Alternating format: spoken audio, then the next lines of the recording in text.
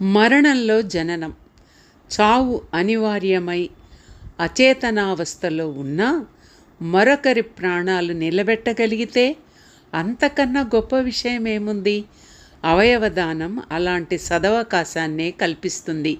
చనిపోయిన మరొకరిలో జీవించే వరాన్ని ప్రసాదిస్తుంది. అవయవాలు విఫలమై ప్రాణాలు కొట్టుమిట్టాడుతున్న దశలో ఉన్న మరొకరికి పునర్జన్మనిస్తుంది. మరణం నుంచి జననంలోకి అడుగేయిస్తుంది. ఇది ఎప్పటి నుంచో అందుబాటులో ఉన్నా చాలామందికి దీని గురించే తెలియటం లేదు.